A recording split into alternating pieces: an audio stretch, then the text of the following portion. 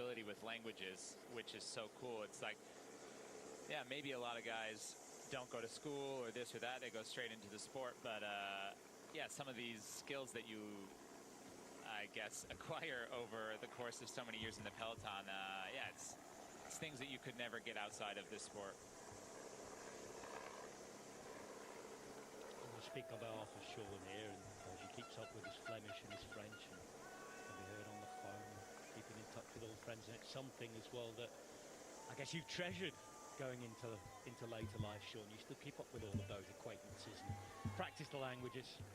Yes, well, I think it's, you know, as Larry said, it's a great opportunity when you're in there at the peloton, and you have, you know, the opportunity to make a name for yourself, first of all, make money if you're very successful, learn languages, and all of those opportunities are there. And the language ones is a great thing to have after your sport if you want to go into the team management or else something great to have. Welcome back with Remco Evenepoel towards the back of the peloton. White jersey on his back. Best young rider prize his, unless he falls away in the last week. A couple of riders falling away off the start list, I'm afraid, before the day, both with COVID. Chris Harper, the Australian from Jaco Alula, not starting today. That added to the news that Maxim von Gils of Lotto Destiny came out yesterday that he wouldn't be continuing in the Tour. We've seen a few increased measures around buses and stuff. Spanish media were rabbiting away this morning on the social channel saying, oh no, look out in Pogacar's team because Yates and Wellens have turned up in separate cars. There's masks everywhere. It's a bit of a lottery out there at the minute, and part of the Tour is staying healthy as well. Of course, we keep our fingers crossed for everyone. Yeah, I didn't see that about Chris Harper, but it makes sense because yesterday I went looking for who did the longest rest day ride, because the day before the rest day before, he did like 140K. He did a heck of a lot, yeah. Let's go to Wout van Aert. Morning, Wout. You've been very close so far. Can you just give us a little bit of an insight into how your condition has built? Do you think you're going better now than you were in the opening week of the Tour? Yeah, for sure. Feel better. Recovery goes smoother, and yeah, like it was not something crazy, but performance uphill last Sunday was for sure already way better than like on the Galibier stage. So yeah, I think I'm getting there, but it's always more the feeling than you can see it in the numbers. And another potential opportunity sprint-wise, but maybe some crosswinds near the end. So you'll be on duty for the win and also for looking after Jonas. Yeah, like it's a Tour de France. We need to be sharp every day, and I think in this Tour we have already a few times when we thought the wind would play a role, and never was really good enough. So also today we need to be sharp, but yeah, it's also an opportunity to try and win a stage, and it's, for me personally, one of the last opportunities. It should be the final opportunity for any of the sprinters today. There's a lot of climbing in the other stages that we're unsure of how they're going to finish in. We're just seeing a little bit more activity at the front of the peloton now. Andermatt are through the centre. Of course, they have Biniam Girmay in the green jersey. On the left, as we look at it, Jasper Philipsen has joined the line of riders that included Sylvain Dillier, Axel Laurence and the world champion. And this is why the graphic comes up at just the right time. It's like they're listening to us. We're off to Les Matelettes in 5 kilometres. That means that we're going to have an intermediate sprint. 20 points are up for grabs. And these are going to mean important 20 points, Sean Kelly, because they're going to sort of set the tone, maybe, to what might come later. As long as Biniam Girmay doesn't have a big difference here negatively with Jasper Philipsen, then he'll feel a lot better going into the finish today.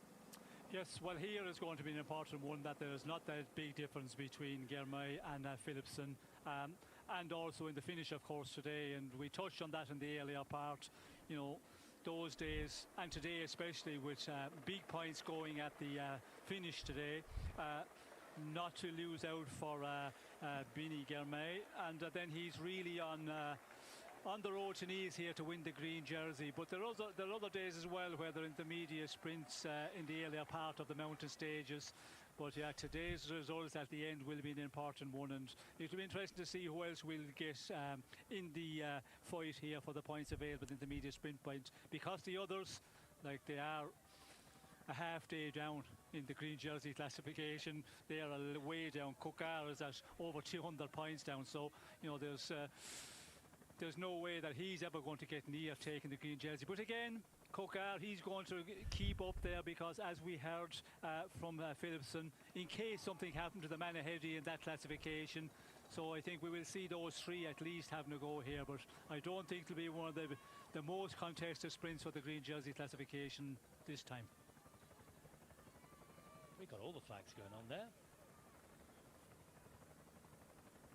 From all over the world, they've come to watch the Tour de France. On the way up the hill, Tour de France approaching, what is it, 4.5 kilometres to the intermediate sprint at Les Madeleines. 5% climb here. We've got one classified climb today. That comes a little further on, around 20 kilometres down the road from where we are now. And it's just at the top of this rise that we go ever so slightly downhill, and then in towards that intermediate sprint. Sean was talking about who he thinks might go for it. There are 70 points maximum available today in the sprint, and there's an 86-point difference between first and second. Of course, 50 for the stage, 20 for the first to the intermediate sprint. We've got GC teams still up here because there's that just-in-case feeling as well, given changes of direction and the wind. And supporters starting their holidays on a nice hot day.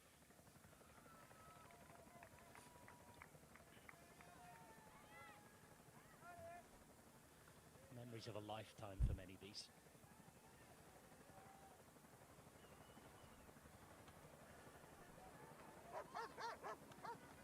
Hope we can get connected up with Adam again soon, because Mr. Fondo in the fully white outfit today, something that Adam will be raving about, I'm sure. It often means business, and that's the case. Today it should all be, however, for Jasper Philipsen.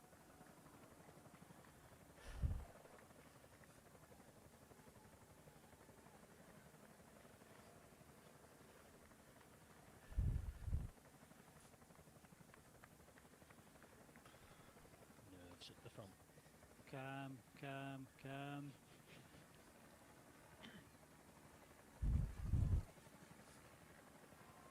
Pogacar sitting so close to the front. He's not moved all day really, apart from a couple of stops he's had.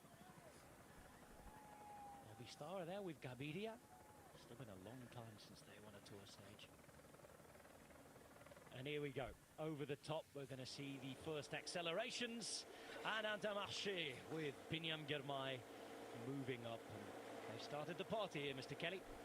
Yes, well, here we are. Just keep off as long as possible. Keep your men in the position, and then, you know, hit it hard and really give a good lead out. And that's what they do. And yeah, we can see here Intermarché are the ones in control at the moment.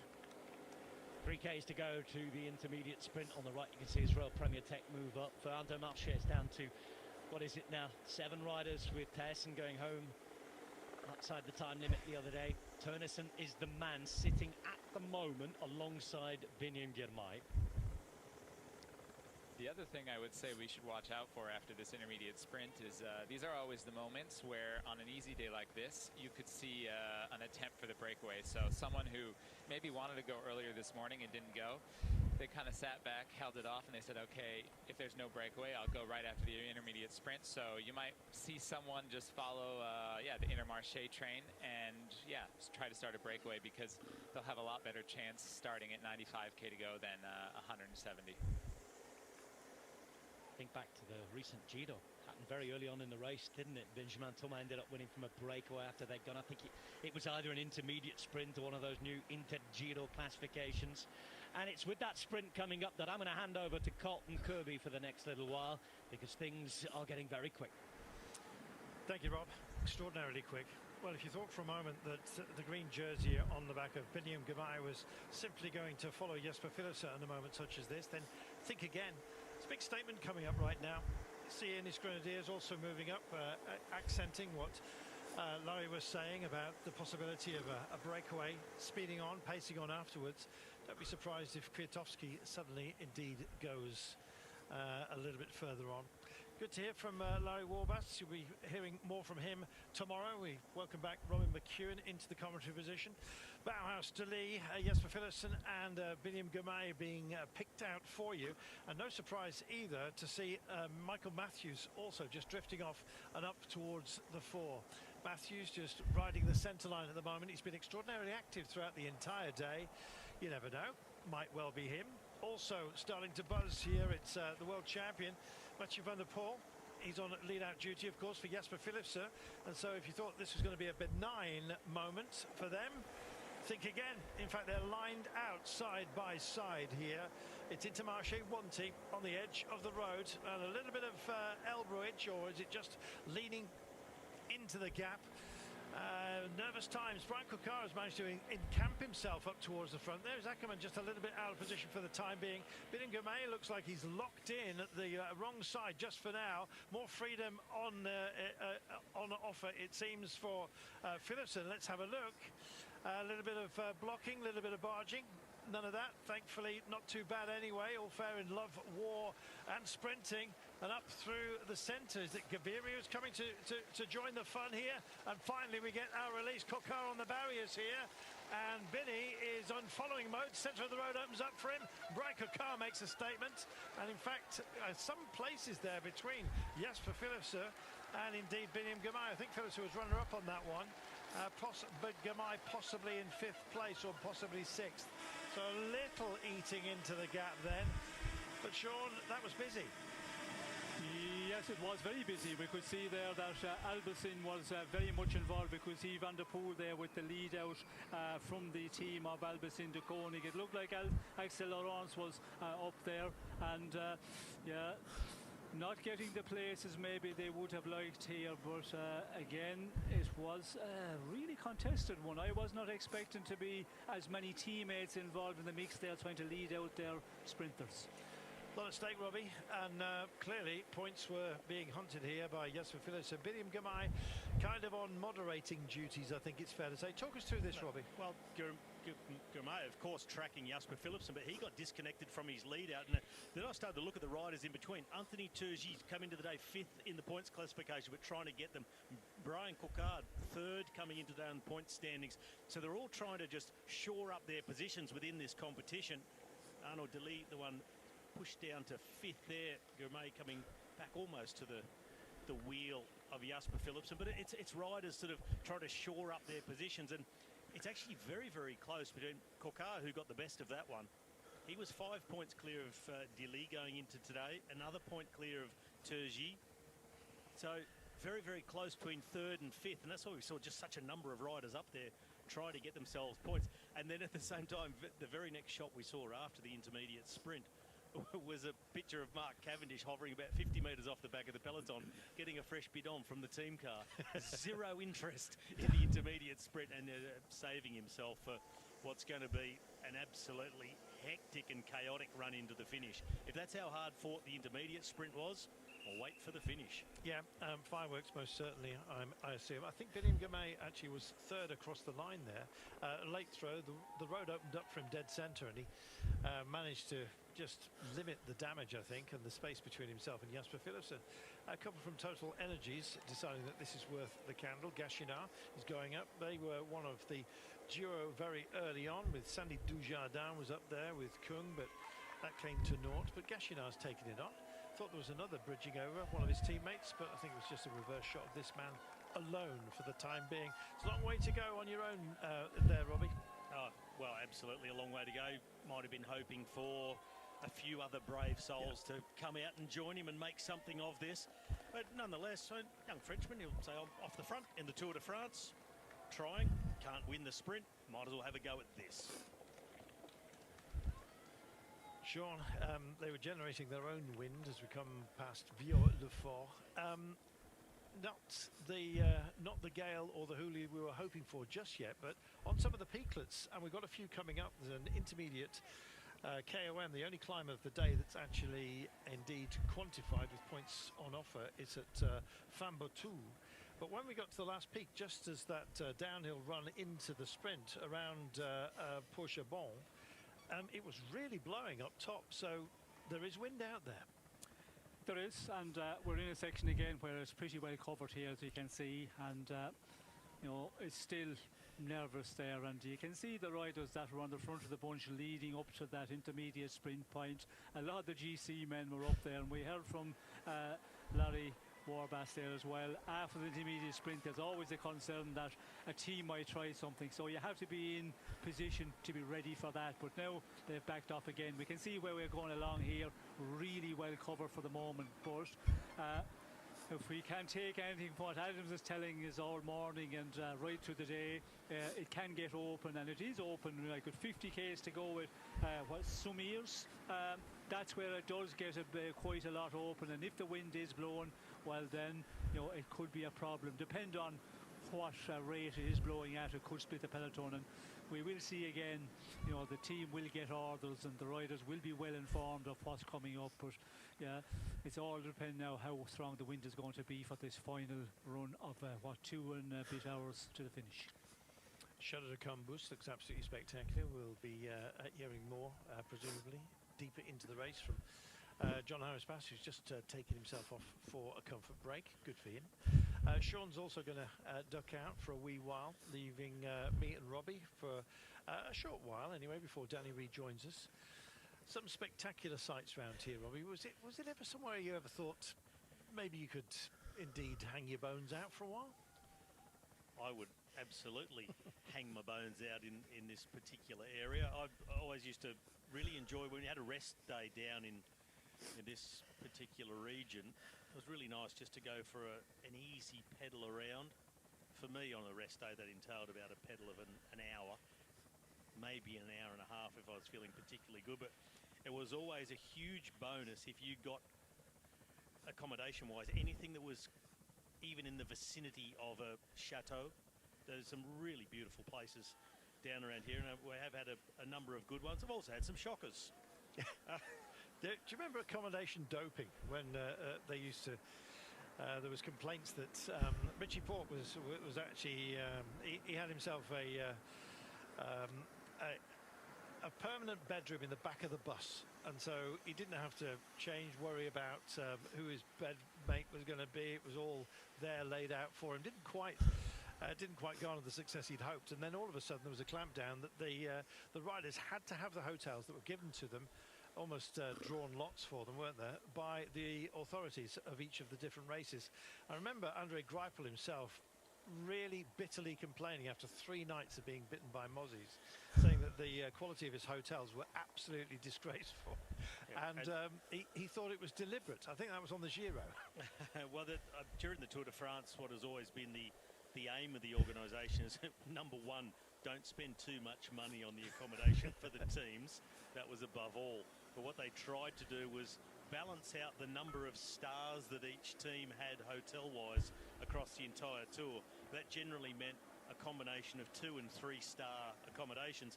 They said it repeated this sprint. Mathieu van der Poel leaving the door open there for Brian Coquard to come through. Turgis in his wheel, so looking to defend his spot. Biniam Girmay with a good acceleration right at the end. Don't think he quite got Turgis, but in a moment we'll see confirmation of the placings from the intermediate sprint. But again, I just noticed that Jasper Philipsen really got himself boxed in and trying to find the exit to the left, and they just kept coming past, and Brian Coquard wound it up and was gone. And Turgis might have been better just to keep himself in the wheel of Brian Coquard rather than swinging out. Yeah, it was a close one between him and Girmay. Philipsen was second and Dilly was 5th. But to Biniam Girmay, it doesn't matter too much, and 80-odd point lead in that competition. Phenomenal, isn't it? Yeah, as long as he stays upright and gets to Nice, that green jersey is his. But Brian Coquard, he'll take a fair bit of confidence out of that sprint. I think so. It's a question of timing late on. The last roundabout today, by the way, is only with, 350 metres to go. We're playing with the ring road, Robbie, and therein lies its own problems. Well, the thing with that finish, there's 10 roundabouts in the final 10 kilometres. There's 4 in the final 2.5. The 3-kilometre banner is just before a 90-degree left-hand turn, so a quarter of a roundabout. That could bring the problems in itself. Had they put the safe zone back to 4 kilometres to go, it gives the GC riders and their teammates keeping them up the front, gives them time to get out of the area, vacate the space needed by the sprinters and their teammates. Now it's at 3. They'll go through the 3K banner for safety, but almost immediately turn left through that roundabout. Then it's a very quick succession of roundabouts after that. It's going to be more complicated for them to sort of not to be in the way and actually in harm's way as the sprint teams try to do their thing. But in particular, that last roundabout, 380 metres to go, it's passage only on one side of it. It's 2 lanes, it's quite wide, but it's the way it's set up and you swing into it, it's going to be a really fast entrance, but you go a little further around it to take the exit, taking you straight ahead, so that the angle of the exit is greater than the angle of the entrance. So I think we'll see a lot of carrying really high speed into it and possibly misjudging the exit. And whoever gets that right will put themselves in prime position. I just have the feeling that there's going to be those who maybe misjudge it, get themselves a little bit too hot in the exit of the roundabout and have to then dab the brakes, freewheel, adjust their line and could get overtaken, swamped and ruin their own sprint so close to the line. With so many twists and turns, I think we're probably able to call it a technical finish, despite the fact that it's essentially a straight road interrupted by roundabouts. And who's going to navigate them as well as you possibly can? We're going to be hearing from Alexander Kristoff in a few moments' time. He's not bad when it comes to a bruising finale, and he's actually still got his entire team intact. So Soren Varenshold should be working on behalf of Alexander Kristoff a little bit later on. He was haranguing his own team for losing them, getting disengaged from his own lead out, which he deemed to be not his fault. So, you know, the old Viking can get a bit tetchy on occasion. Maybe today he'll be smiles. Let's find out. You're going to Nîmes today, where you won a stage 10 years ago. How is it to go back to where you won? It's a decade ago, so it's a long time, but yeah, it's good memory still. Maybe it can happen again, we will see. How are you feeling? How are you dealing with the fatigue here while you are approaching the 3rd week? I was just laying in my room all day yesterday and not doing anything, so I hope it has recovered the legs a bit. I was really fatigued last day in the Pyrenees, but right now I feel okay. So watching my roommate getting his blue, what you call moustache, and yeah, was an easy day, so yeah, we'll see today. It's a bit windy, but I think actually the wind will pay less and less, yeah, because it will go down, so it will not be a big effect, I think, for the race, but you never know. Believing the wind will ebb. Let's wait and see. There's our man up the road at the moment, Thomas Gashida. 1.5 minutes he has on the peloton as it stands. Robbie, I was just looking through those who would have been part of a lead out that are now missing. Significantly, of course, Gerben Thijssen for Biniam Girmay. He was never really supposed to be part of Biniam's lead out. He was supposed to be the man who was led out. Exactly. And then Binny goes and does it solo on stage 3, and all of a sudden everyone's believing in Binny. Then, of course, he doubles up on stage 8, and everyone's saying, my goodness, he's on stellar form, and he did that with a lead out with Gerben Thijssen because it was a lumpy day, and then the entire team fell behind Biniam Girmay. Naturally enough, he gets himself a 3rd stage win on stage 12, which was as close to a full-on bunch sprint as you're likely to get. And then Gerben Thijssen abandons. Had enough, he's gone home. I don't think there was anything untoward about it, but it must have been heartbreaking for Gerben Thijssen to be the supported man with Biniam supposedly having a free hand, and the greatness has just poured down on Biniam Girmay. I mean, inter-team rivalry does happen, Robbie, you know this. It does, and sometimes someone has to play second fiddle, and unfortunately for Gerben Thijssen, that Biniam Girmay ended up getting himself in a position to contend for the green jersey, which looks like now he will win it. So the decision has been the right one by the team. But when someone gets themselves in that position to, you know, dominate one of the competitions, in particular for the sprinters, the green, then yeah, you have to say to the other guy who was picked in the team to come and do the flat bunch sprints, very sorry, Chadabin, but we're going to have to put all our resources into Vinny, and we'd rather you are not up there challenging him, but rather trying to help. Which, to his credit, he did do. On that second stage win of Biniam Girmay's, that little uphill kicker, Chadabin did his job in the final few kilometres for the team and contributed to that win. So I think it's a really close-knit team, and nonetheless, I think it's really understandable that Chadabin will be somewhat disappointed with the lack of opportunity that he's had throughout this race. But he's young. Hopefully he'll get another go at it. It just depends now how the team go forward in selecting their tour team. And if they say, well, you know what, we're just going pure lead-out man team for Binny and not even taking another sprinter. Confirmation of how the sprint indeed finished. Biniam Girmay was indeed in fourth place, with Jesper Philipsen in second. So there's 4 points have been trimmed off the gap between the pair of them. It's still substantial. So 17 points went to Jesper Philipsen, 13 went to Biniam Girmay, but still a very handsome lead overall. The points tally for Biniam Girmay is 376. At the end of today, he could bust 400. Jesper Philipsen on 294. So sterling effort by Jesper Philipsen. He could be getting his third stage win, but Biniam Girmay has been a constant feature of the sprints, and as Robbie was saying, when it comes uphill, he has very few problems when it's a lumpy sprint approach, and indeed now it seems in a bunch sprint scenario as well. And that relaxed nature, Robbie, can add more power to your elbow, or indeed to the drive that you have. That intermediate sprint, Biniam Girmay just stayed really cool, and when the doors open, he just turned on the juice and went through the gap. It's fabulous. Yeah, much like Philipsen, or even worse so, Biniam Girmay got himself really boxed in and sort of looked like really missing the opportunity, but he's got great patience. He's very cool and just doesn't panic. And when it did open up, he's obviously still got the legs to make a short acceleration and make up a number of positions. That's been on show all throughout this tour when it's come to the bunch sprints. That very first one he won in Turin, gap opened up, he slotted into it, and it was a late rush, but he's got great acceleration. And again, the uphill, the third stage he won as well, he's got just an incredible turn of speed for a guy who you would look at him and sprinter isn't the first sort of specialty that would spring to mind when you look at Biniam Girmay. He's not that big muscular type when we talk about the likes of Andre Greipels, Marcel Kittels, even a figure like Mark Cavendish, that short but stocky, muscular. Biniam Girmay is much more slightly built, but he obviously has those fast twitch muscle fibres which he uses to great effect. Just looking at the opposite end of the age spectrum today, and Fabio Jacobs has gone. Van Velten's gone, as we know, he was out of time, sadly for him, over the Pyrenees. So John Degenkolb, I think he might get himself a top 5 today.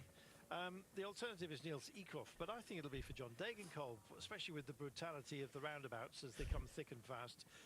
He's an old dog that still learns new tricks, isn't he?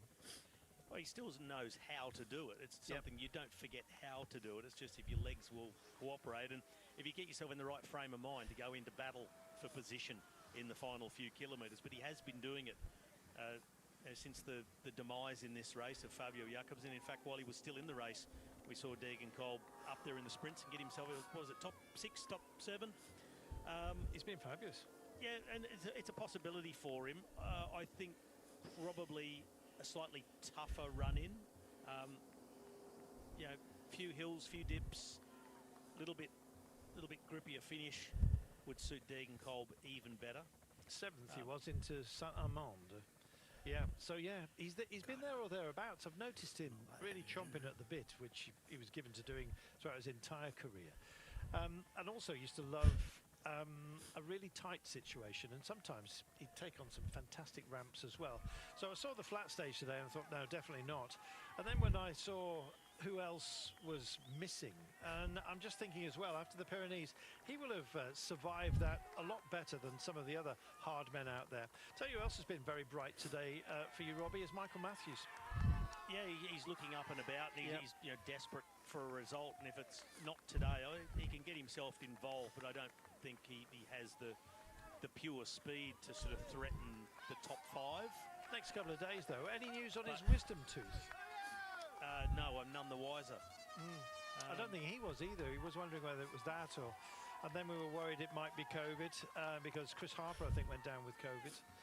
So, yeah, you just don't know. Dylan Groenewegen is terrible at positioning, and I think he was one of the ones that really suffered in the Pyrenees as well. I'm not really certain it'll be Groenewegen today, but then again, I'll say that he'll go and nick it. No, well, it'll be him for the team, I mean. Oh, yes, so I understand. Matthews doesn't have the speed to compete that I was going to get to as we go through the rest of the team. Dylan Groenewegen is absolutely the man for today. He's got the I just don't think he's going to win. That's what I meant. But well, yeah, let's see. Who's your pick today? I won't say he can't. I've well, in our predictor challenge on the breakaway, I was first pick, so I went for the favourite and went for Philipsen. Danny Rosery joined us. Hello, Danny. It's kind of one of those days we just don't know whether we're stop-start emotionally about it, but the big hoolie hasn't blown up just yet. It's suggested itself on occasion, but it looks like we're waiting for a sprint party, doesn't it? I think so, and I think even if there is a little bit of wind towards the final in that last 25 kilometres to go, it will still be a big bunch sprint final. It is that last opportunity, isn't it? So it's kind of that calm before the storm, as they say. But yeah, the last big quest for a stage win by the sprinters teams. 12 teams now without a stage win in this Tour de France, so some will be getting desperate. Well, just one solitary King of the Mountains point up for grabs, and Thomas Gachinard is going to grab that. Category 4 test, sails over the line. There'll be a modicum of prize money as well for him, and it's nice that he's just animated. He's got 2 minutes and 11 for the time being. A thankless task being in the break today, Danny. We saw they almost fell into the breakaway, didn't they, this morning? And the breakaway ended when they both took a comfort break.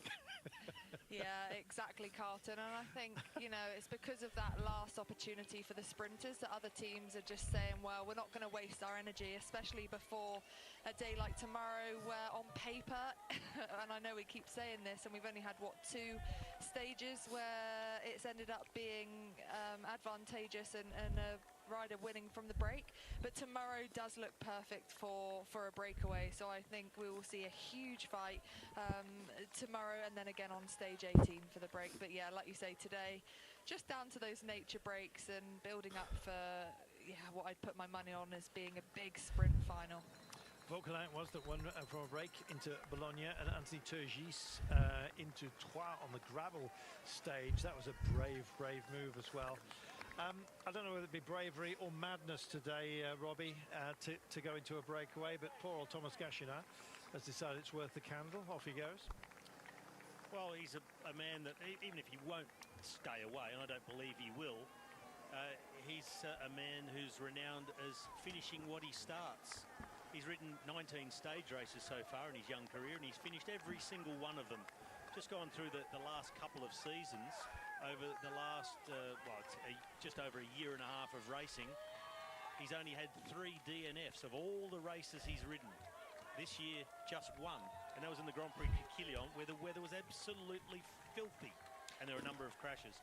1 DNF all season. That's really impressive. And we were talking, myself and Robbie, before the breakaway this morning, and I asked the question, you know, will any of the sprinters climb off after today's stage? Why would you put yourself in a hole when there aren't any more opportunities on the road? And of course not finishing Paris on the Champs-Élysées this year, but with that time trial in Nice. And I think the overrising kind of consensus was that there is so much respect in finishing a Tour de France that they will absolutely carry on. Yeah, it's a kind of a peer pressure and a badge of honour that you can finish the Tour, even if there isn't that final carrot dangling in Paris for the sprinters. They'll try and push on and just get themselves through it. You don't want to be the one that people look at and go, couldn't finish it. Couldn't finish it, could you? Too hard, was it? We were talking earlier, Danny, about the psychology of reaching the end of the race, or at least the end within sight, and whether that helps you over those last couple of mountains.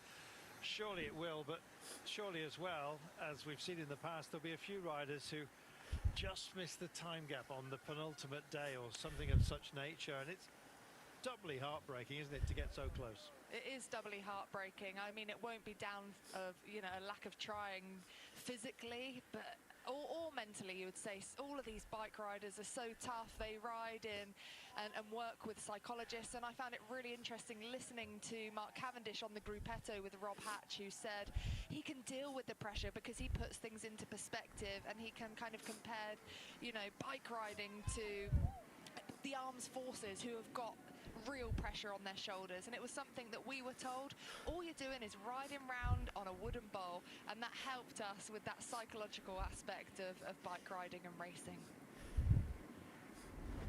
So I am just behind the peloton. We've been over the top of the climb, and just in front of me, about 4 cars in front, is Mathieu van der Poel. Now, first of all, he is wearing all white. This is the second time in this year's Tour de France he's worn all white. He looks like a damn unicorn. The man looks amazing. But the last time he was in white, he led Jasper Philipsen out to victory. And just in front of him is Arnaud Delis. Now, Delis, he went past Van der Poel on the climb and was putting in a big effort. I don't know if that was to open the legs up a little bit, because when you ride easy, sometimes you get that feeling in the legs, but right behind the peloton, chasing hard on the climb and on his own as well. No teammates around him to protect him.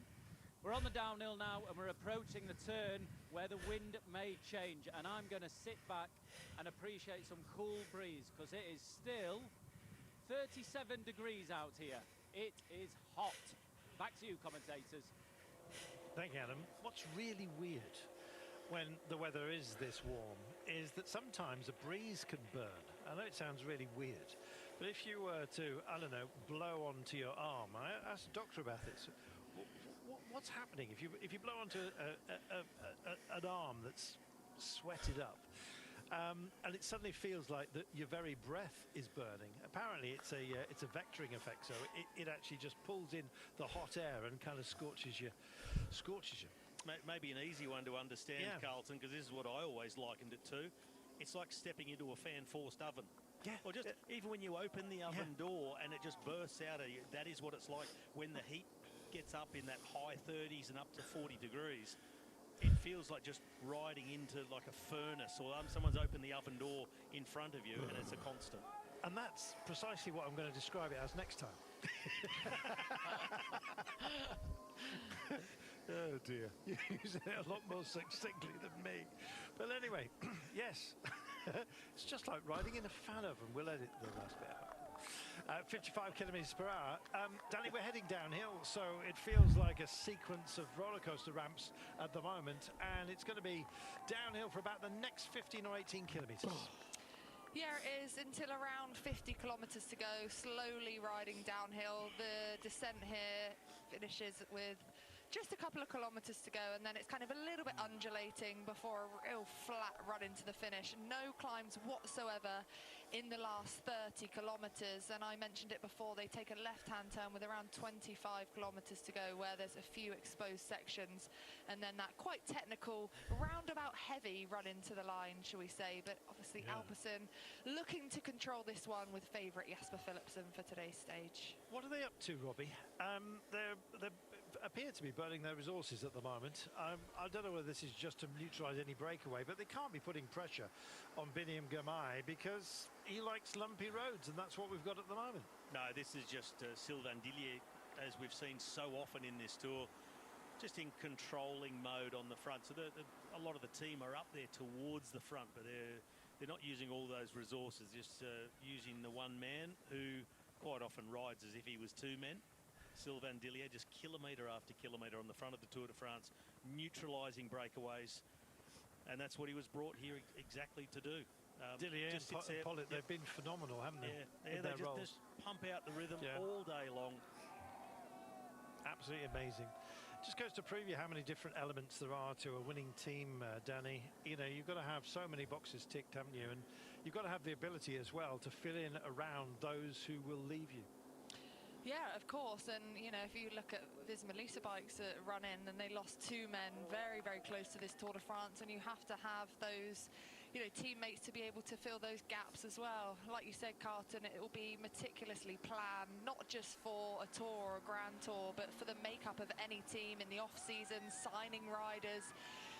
You need to be able to, you know, fill the whole quota with riders that are more suited to different terrains, whether your goal being the classic season or a Grand Tour. You need to be able to complement your leader and, you know, use that as your best opportunity to win these bike races, and that's what the teams will do, of course. Well, we're still waiting for the wind, Robbie. The chance of it, I understand, was to ebb during the afternoon, and it looks like the wafting of that, is it a bit of a parachute? It's not the wind that's doing that. No, it takes a bit of people power to waft the parachute.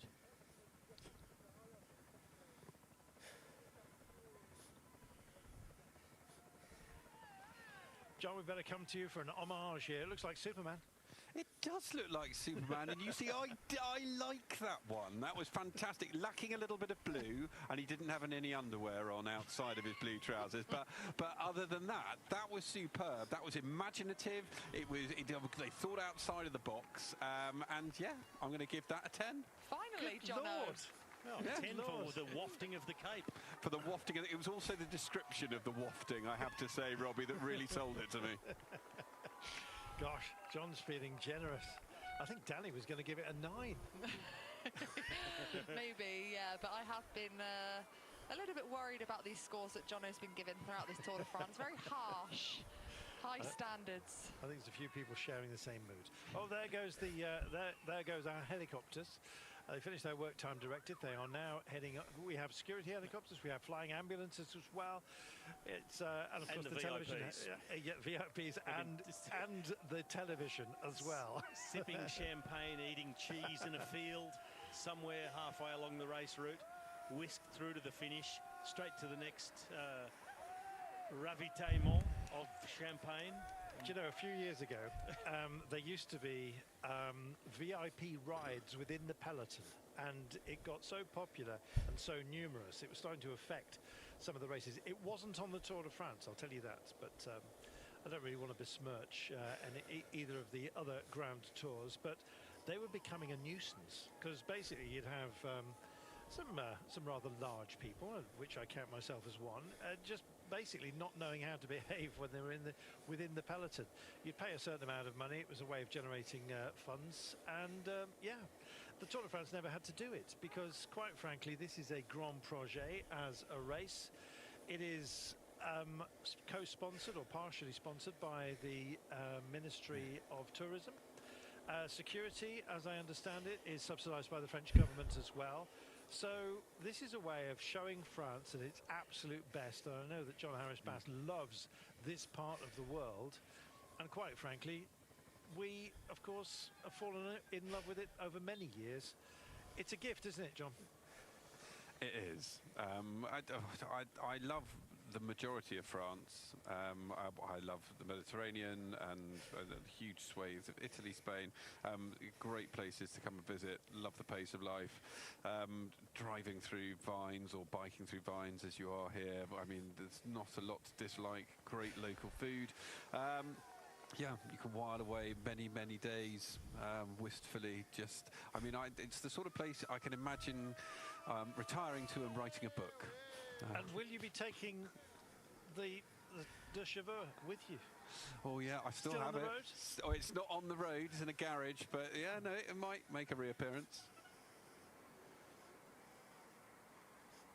Well, while some of you have been away, John's been waxing lyrical about his very own tricolor, which is a 2CV called Shirley. There we are. Shirley's a bit sick at the moment. Yes, in the garage basically. Yes, you will hear Shirley fuddling around this terrain in later life, according to John. He's very, very fond of it. I'm not quite sure what this peak is, but we've been seeing it time and time again, John. What is it? I think, and this is why because it's overseeing the Pic Saint-Loup vineyards, I think it is the original Pic Saint-Loup. And there is a very good wine, Pic Saint-Loup, quite strong nowadays, up to around 15-16%, which is, I think, a little too good. It's now going to come up with the name of this. With this I counted. This is the remains of the Château de Vivourez. No, it's the Château de Montferrand. That was great, wasn't it? That looks exactly like, yeah.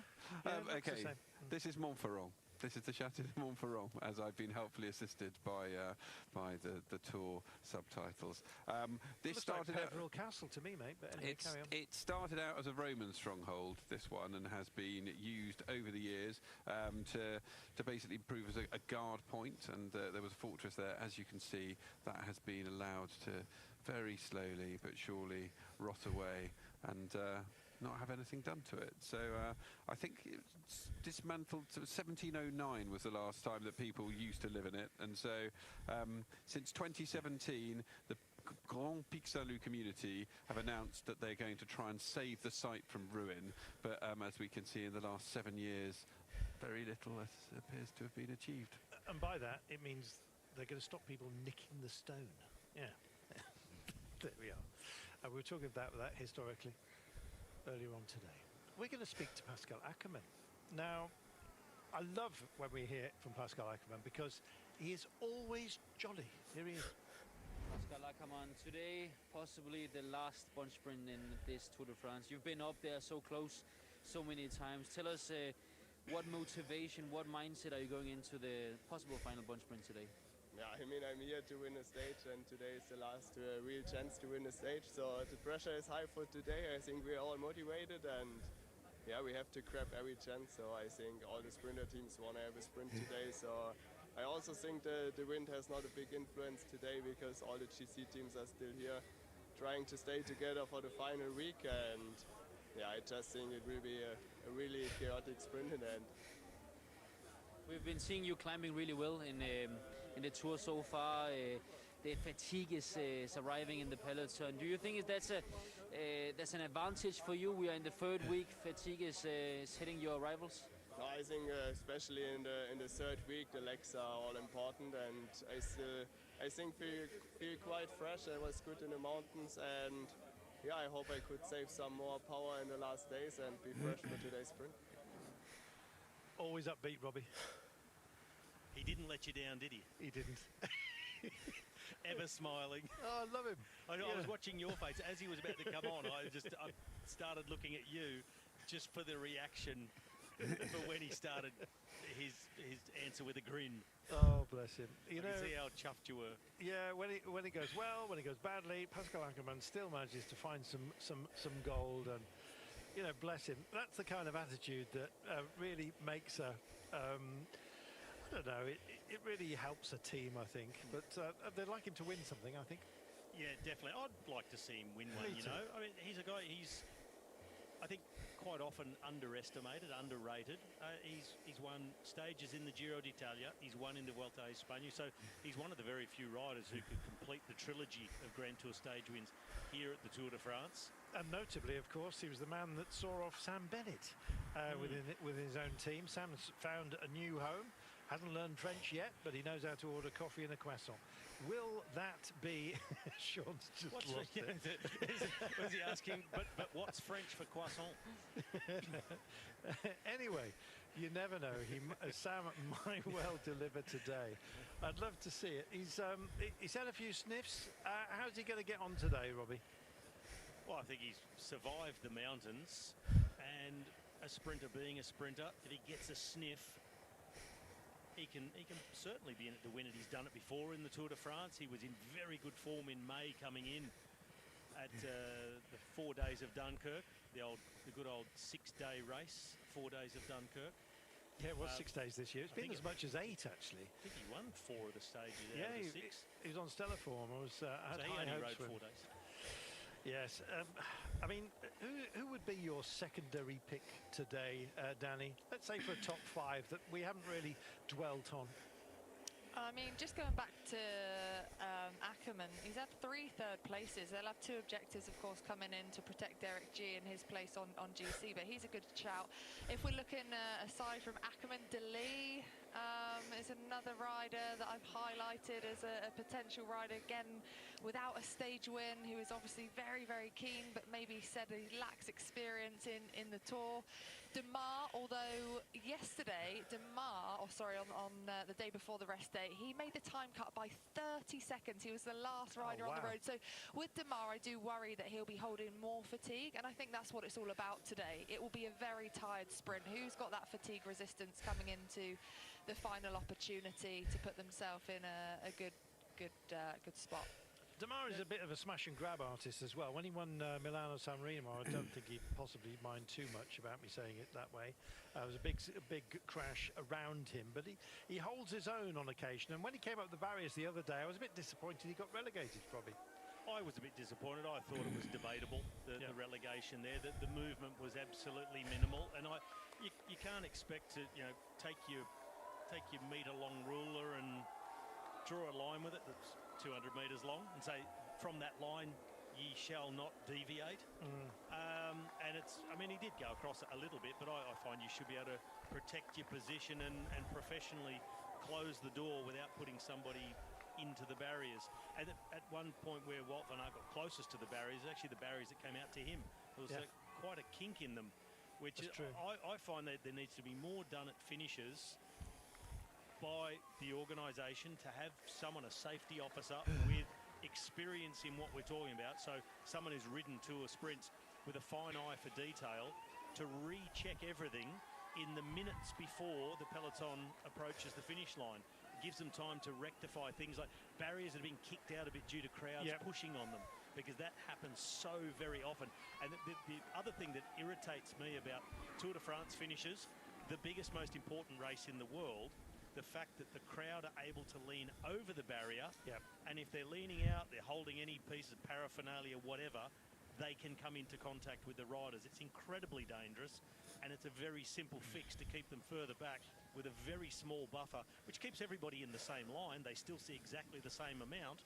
They just cannot physically touch riders by hanging over the barriers and waving their arms about. Do you remember the cardboard hands? Yes, because it nearly... The cardboard cut. Yeah, I won't say it nearly chopped his arm off, but it lacerated Thor Hushov's upper right arm, and he was bleeding like a stuck pig.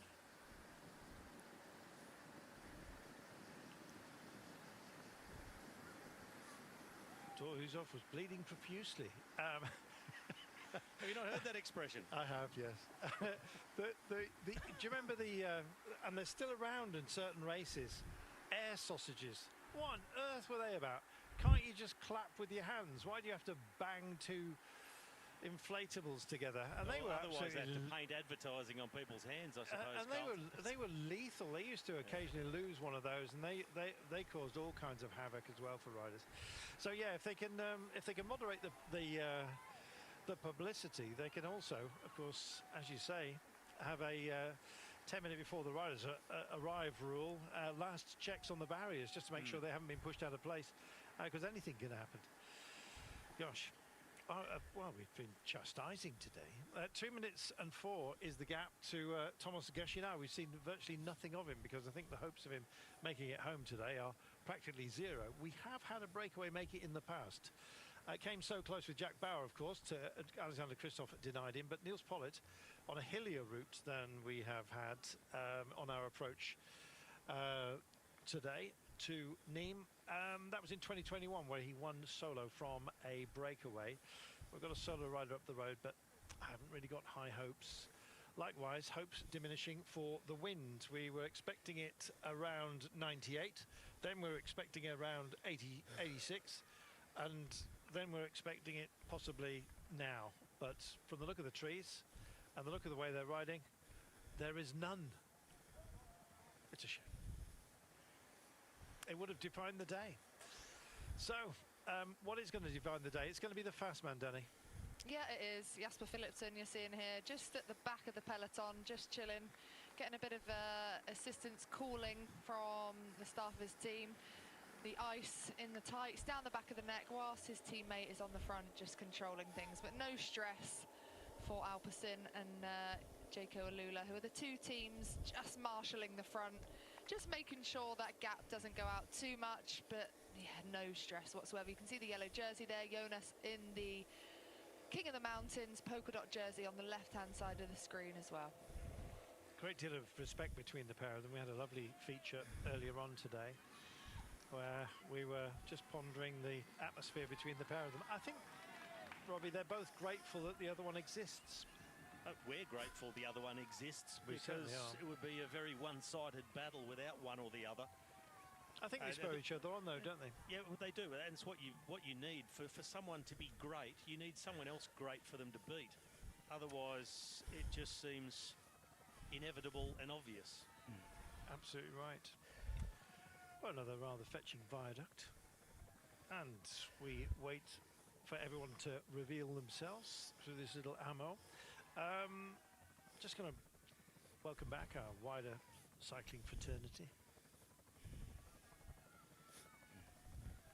Well, it's turned into a very still afternoon here on the Tour de France. 188.6 kilometres. Quite a rude distance, really, coming out of a rest day, but they've kind of taken it at their ease, at least at the beginning. The nerves that we have had so far today have been generated, well, firstly, of course, by the intermediate sprint, but possibly even in advance of that, by the very threat of wind. Seems the threat is enough. What's going on here? You could have hurried up there, madam, I think was the was the expression. You never know what's going to happen, I'm afraid. This is an open sport and it demands respect from the spectators, and we've spoken about this earlier today. Even from those who don't seem to realise it's going on. Exactly, I think that's what that exclamation was indeed about, or at least that sign as to, are you serious? Couldn't you have made that across there a little bit quicker? But yes, generally speaking, I mean, save for the man with the chips, or crisps, whatever you want to call them, the riders seem to have been well respected, although there has been, it has been noted that there's been a bit of booing, which you doggedly, determinedly, unfortunately, seems to be very much part of the sport. Whenever anyone excels, they try to get knocked down. It's that heads over the parapet thing, isn't it? Yeah, the tall poppy syndrome. I don't know, maybe a few wandering and lost football fans gotten used to booing the opposition, but it's not the done thing in cycling. Well, one would hope that that one day will be the case, but sadly it is kind of with us. We've had all kinds of abuse of cyclists through the years, some more significant than others. Eddie Merckx himself receiving a blow to the liver back in the day, and Chris Froome having all kinds of unmentionables hurled at him, as well as the abuse. So, yeah, I mean, generally speaking, save for a bag of crisps, I think we've done all right this year, and let's hope it stays pretty much like that. It's a gift having the Tour come by. Any Grand Tour and cycling generally is not ticketed. It's here for the fans to get as respectfully close as they possibly can to their heroes. There's no sport like it, Robbie. No, there's not, and that's what's so great about it. It is what makes it sometimes dangerous. It can be oftentimes frustrating, particularly for those riding at the front in the mountains when the crowd is at fever pitch and running alongside and inadvertently throwing flip-flops underneath the front wheel. We saw that the other day on Plateau de Bay, the slow-motion replay of a flip-flop going underneath Tadej Pogacar's front wheel when he was following Jonas Vingegaard. Luckily, that didn't affect him nor the outcome of the race. No, it's a privilege, isn't it? And I was listening to Geraint and Luke on their podcast last night, and they were talking about the worst thing that's ever been thrown at them, and Geraint said a firework. So, I mean, crisps compared to a firework, yeah, I think you'd take that, but it's just, yeah, not needed and totally unnecessary, isn't it? Yes, the flip-flop, of course, invented by Philippe Philop. Or I may have made that up. We hail him. That's one of your better jokes, Carlton. Oh, that's a worry. I liked it anyway. Thank you. A minute and 54 is the gap. You know, the average pace today has not been the slowest. I thought you were going to tell us about the average size of a flip-flop or something. No, we'll have to ask Philippe about that. Not quite field art, this one, is it? No, it's not quite an homage either, but... good viewing point, though. Yeah, absolutely fantastic. Square bales, they kind of disappeared for a while. Extra large. And yeah, the Tour de France actually has to commission the smaller bales, which they used to use at the side of the road. I haven't actually seen any, I must admit. But yeah, they had to be specially made, and Sean Kelly was fully au fait with how much they used to cost. We looked it up, didn't we, Danny? If you only want to buy sort of a few, one to 5, they're about £7 for the low quality. The sort you put on the stable floor, and they help catch the mess, which then has to be all cleaned up. But when it's a bale of feed, then it goes up significantly at over £20 a bale. Well, Sean used to grow straw, yeah, as feed. He knows everything between silage, haylage, and the rest of it. I didn't even know haylage existed, but it does. Anyway, what also exists are some fabulous sprinters. Here's Dylan Groenewegen. Dylan, already got the stage win in the bag, so the pressure off in one respect, but another opportunity today, the last opportunity. What can you tell us about today's final? Yeah, a lot of runabouts. That's for 100% sure. So yeah, we know what to do, and yeah, pushing forward to have a good position.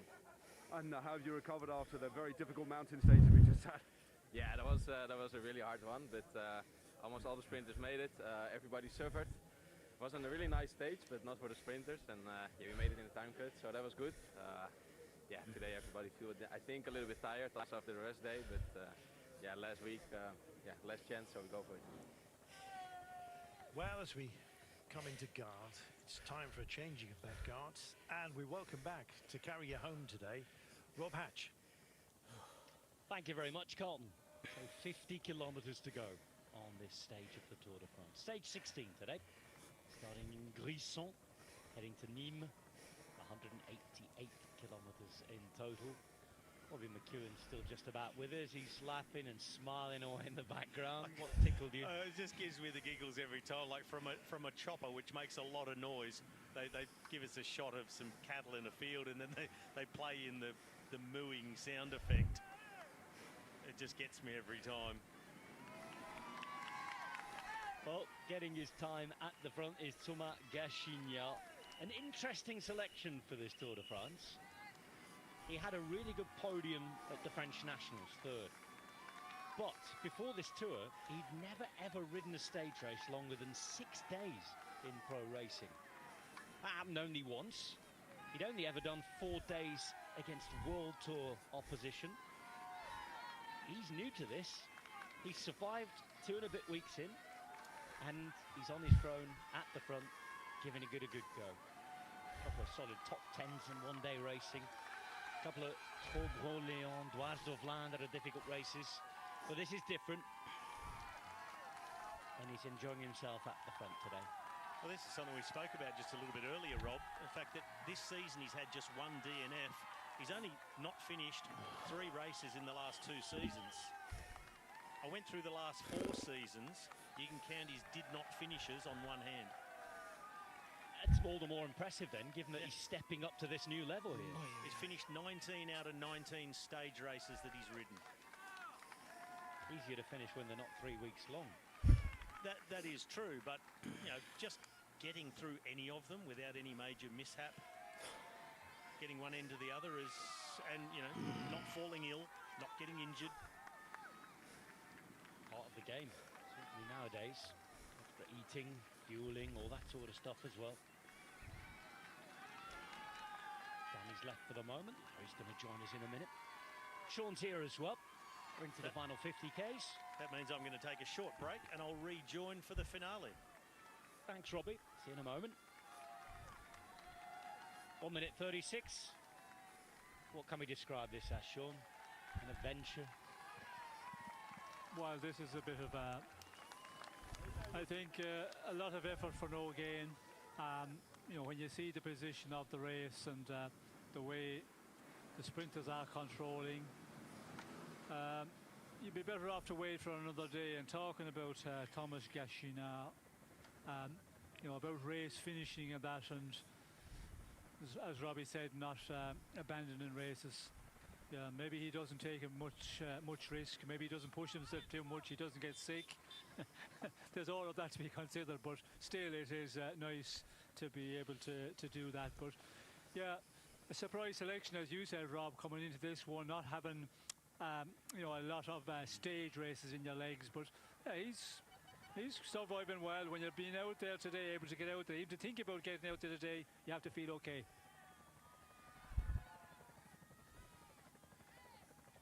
Peloton still rolling along.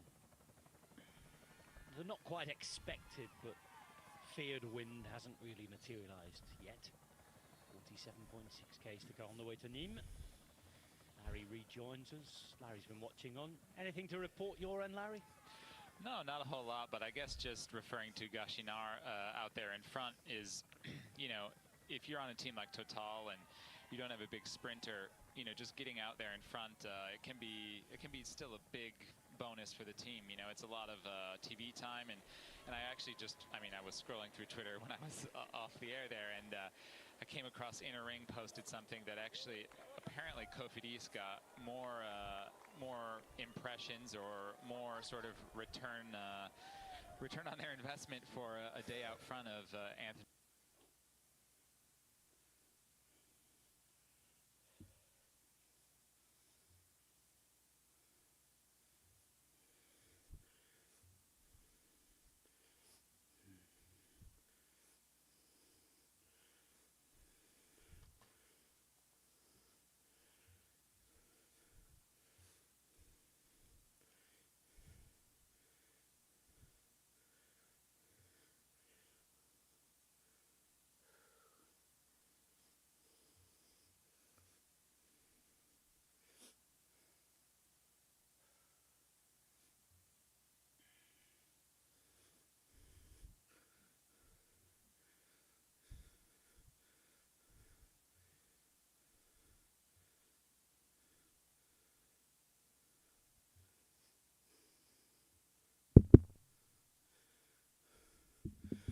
Good workout.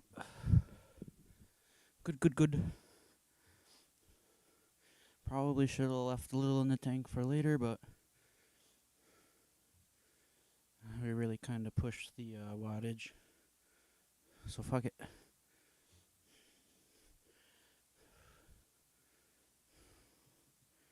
Definitely got to stretch though. My left is super tight.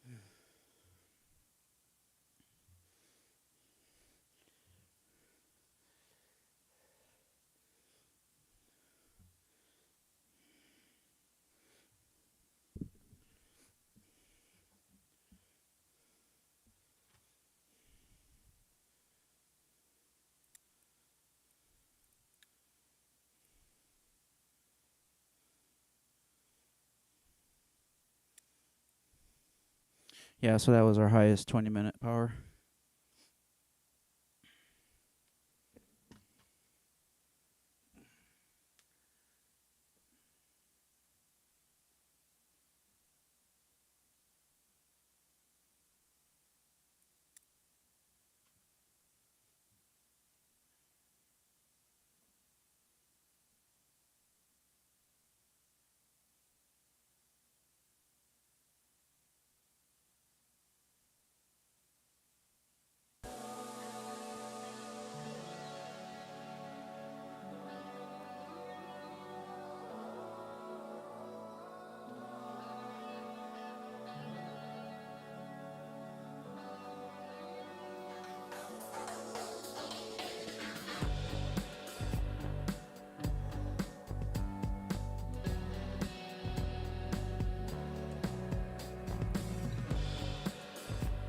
Whew, that was good. That was a good challenge.